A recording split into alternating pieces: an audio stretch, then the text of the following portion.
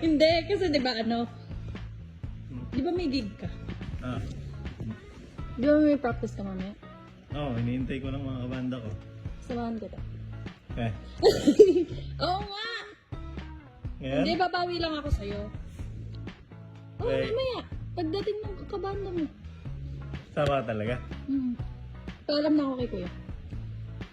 Pwe. Totoo ka? Ayaw mo ba? Gusto. Nagulat lang ako. Sige. Gagayak lang ako. Ako din, gagayak na ako. Hinihintay ko nga lang sila eh. Okay. Ah, sige. Bye. Bye.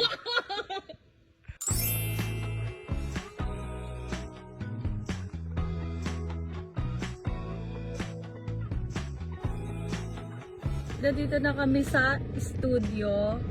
Magpa-practice na siya. Practice na ako. Ina- Kinakabahan ako. Bakit? Eh, ngayon mo lang kasi marinig na ganda. Wala kasi siya guys nung first gig ko. Oo. Saan ba yun? Manila? Sa Manila. Oo, hindi ako nakasama nun. Tsaka hindi kami close nun.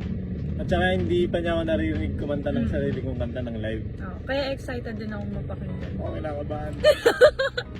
Okay, bye. Bye. Dito kami nag-practice na eh. Last gig namin. Ay, last game. Dito kami nag-practice. 7 gig pa lang namin yan. So, blessed ka ba? Pero nakakaba kasi. Manonood ka. Ay, ganun. Ayun na, dito na tayo. Let's go na. Game time na guys.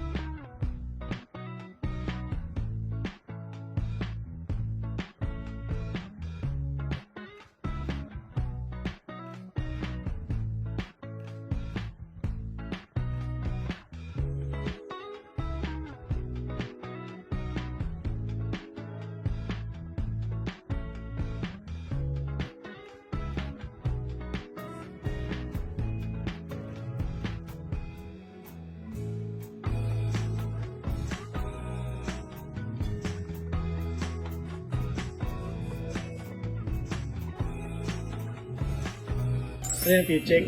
Teacher! Check. Feeling yung shorts ko. Kamusta yung mo? Yung practice mo? Break namin ngayon eh. Break nila ngayon. Kasi masakit nila lamunan ko. Lumabas kami kasi walang signal sa loob. Interviewin lang kita. Sige. Ano yun? Ba't malapit tayo? Kamusta yung practice? Nung una nakakahiya, nahiya ako sa'yo. Kaya, Kasi guys, first time ko siyang panoorin. tapos, nung pagtagal, okay naman. Kasi pumipikit na ako eh. Tapos di kita tinitignan. Di ba kunyari, dadaan sa'yo, tinataas kong ganun sa ulo mo. Kunyari wala ako doon. Kasi pag nagtitingin tayo na kinakabahan ako. Galing. Pero okay lang, okay naman. So far, so good naman yung practice namin. At sana maganda kalabasan bukas. So maganda yan, syempre. Tsaka dapat ready ka kasi maraming nanonood sa gig. Oo nga. Nahiya pa naman ako may pag-usap sa audience. Ay, ganun. Ikaw, magbigay kang tips. Para hindi mahiya. Nahiya din ako. Mas nahiya ako kapag ganun eh. Pero tips ko siguro, huwag ka mahiya para mas mapasaya mo sila. Tsaka ma-perform mo ng mas maayos. Magmamagaling lang ako. Tsaka para mas ma-perform mo ng maayos yung Nagpasundo kami kay Justin, third roll sa ulit. Ano siya? Dito lang siya. Tapos na kasi yung gig niya, yung practice niya. Tapos yung practice ko guys.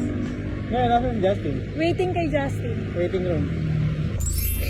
Hello, Hi, Justin. Yung kabilet. Parang ayaw mo yan. Hindi ah. Basta kaya pag na-drive. Yes. Anytime, anywhere. Tara sa Baguio. Cut ka na si Kuya. Diretso mo na Baguio. Kuya, dito na kami. Sa daan. Papalam na kami. Hello. Yes, nandito kami ngayon sa McDonald's sa comfort food ni Puji ko. Siyempre, alam ko yun kaya dito niya. Kasi guys, wala silang maisip na kakainan kanina. So sabi niya, sa McDonald's. Sabi ko, sige. Sige. Ang bilis niya. So guys, nakauwi na kami. Okay namin guys. Busog. Busog. Kaya kami sa McDo. Ayun, mas nakaka-appreciate siya kapag sa personal niya talaga na napakinggan. Yung mga song. Ano yung pinaka-nag-spam sa lahat? Yung last, yung yung waiting room. Talaga? Bakit? Bakit yun yung favorite? Kasi nun, hindi ko siya madalas napapakinggan. Hindi tulad ng Dreamscape, yung For You. Kasi yun yung palaging pinapatugtog nila eh. Ano mo na siya narinig ng live? Galing. Kinakabahan niya na. Pero okay lang, kakayanin. Manunod ka ba? Oo. Eh, di sila manood, puputa ako. Wow! Wow! Oo nga! Sabi ko yun,